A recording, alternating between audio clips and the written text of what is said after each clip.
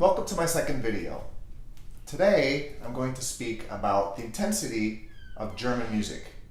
I'm trying to differentiate German music from other music, particularly French music, Russian music, any other style. And I'm going to use an example, the Pathetique, Beethoven, Opus 13, the first movement, just the first four measures. And I'm going to talk about phrasing, the structure of the phrase, and what creates this intensity and why it's different than other music.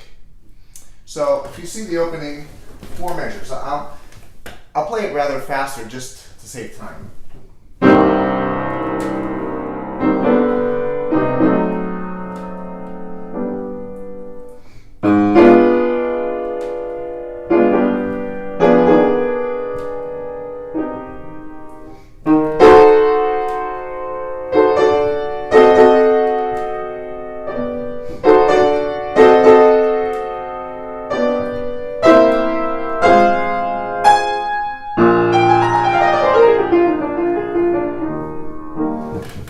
Okay, so we see here we have four measures. It's really 1 and 1, the same opening measure twice, followed by two measures and a cadence into a E-flat theme. So we start in C minor, we go to E-flat major. To me, the very interesting thing here is many people, especially students, play this so loudly. They'll go, it says loud, and we also have to find out where the most intense or the loudest high point of the phrase is, which is really the fourth measure, that whole measure. So we have to find a way to build up gradually. We have to match our tones, match our measures. If this is played too romantically, for example, I'll exaggerate, like some famous pianists I've heard play, and if it was something like Chopin, you could get away with it, but I'll show you why I don't think it works. 1 and 2.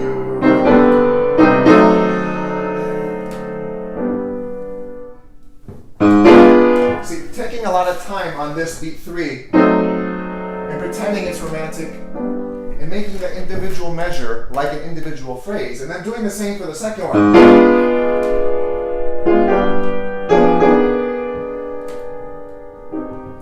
See, it sounds nice in and of itself, but it doesn't sound nice when you think of the first measure and the second measure.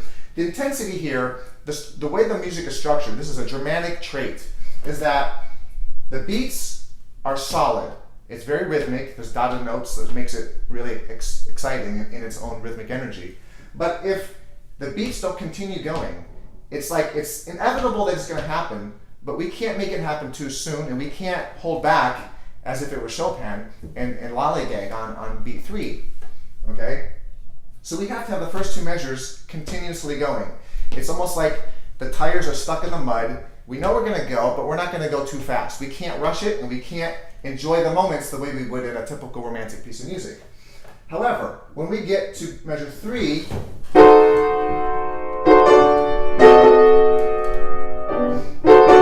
that same rhythmic motive is being quickened, it's being energized because it's not giving us the same rest. So in the first measure we had this.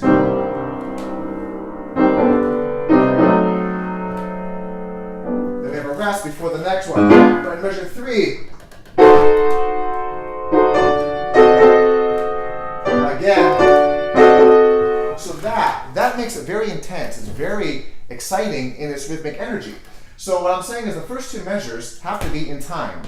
They also have to not be too loud. Instead of this note here has to match after the quarter note. 1 and 2. Not too loud. Okay, then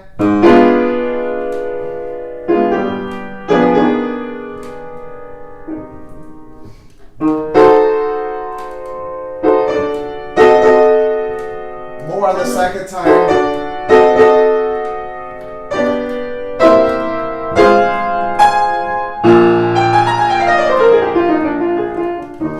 This scale, there's no reason to fly through it.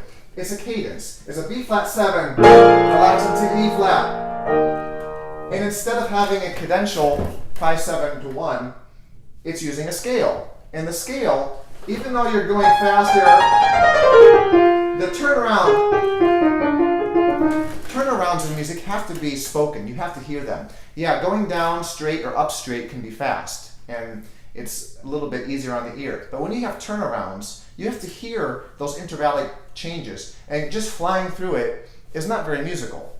And also, coming to the cadence, to E flat, it gives us a chance to unwind the intensity that we had from the dotted beats, the dotted rhythm, constantly moving. Okay? So we're keeping a fairly strict beat. I don't think there's a lot of room for nuanced rubatos here. I think that these quarter notes, 3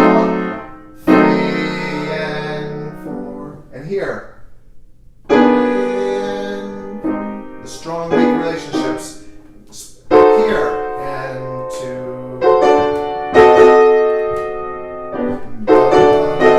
those have to be in time as well. And we get to hear. Take time and enjoy the phrase. So the overall point is, if this was Chopin, we might do something like this. Well, if you think about, for example, in the F minor fantasy of Chopin, you have this beautiful section in the middle that's very chordal, like a hand.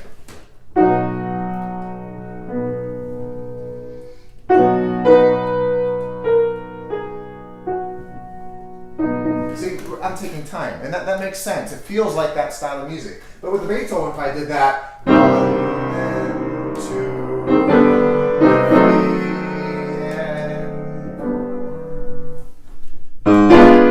4. We're making too much out of one measure, and we lose the intensity. The rhythmic moving direction, moving forward, is what creates this Germanic identity. And my claim is that this is very singular to Germanic music. Of course, this type of intensity can be in other styles of music, but for the most part, the Beethoven, Brahms, some Schubert, parts of Haydn slow movements, and Mozart, for the most part, that is a Germanic trait, and it's not allowing us to do a lot of rubato, push and pull in certain places. And I think this is a perfect example to show about Germanic music in general. The other thing I would like to talk about real quickly is the balance. Like I said before, it says loud, okay? It also says loud in the second measure, in the third measure, but clearly it's one time it happens. Then work out again. Again. So we have to keep the intensity, the loudness, increasing gradually. If we start too loud, we've given it all away. We don't have time or room to really increase our loudness. When we get to this last measure,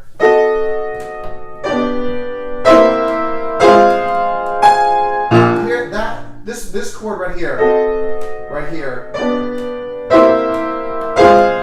it's being held back almost. It's almost like we're stretching or broadening, just a teeny bit. We're not really slowing down, we're stretching the chords, and the loudness and the stretching creates a lot of angst, a lot of like, what's going to happen? And we get to hear, now this is like the spring. You wound up the spring on the toy, all of a sudden you let it go, and now it needs to unwind at the end. And these are the last few steps. And there we go into our beautiful phrase. So that's my idea on the Pathetique. If you like these little talks, I'm planning to do at least one a week. I would like to do one on Wednesdays. I'm also going to start a series on technique.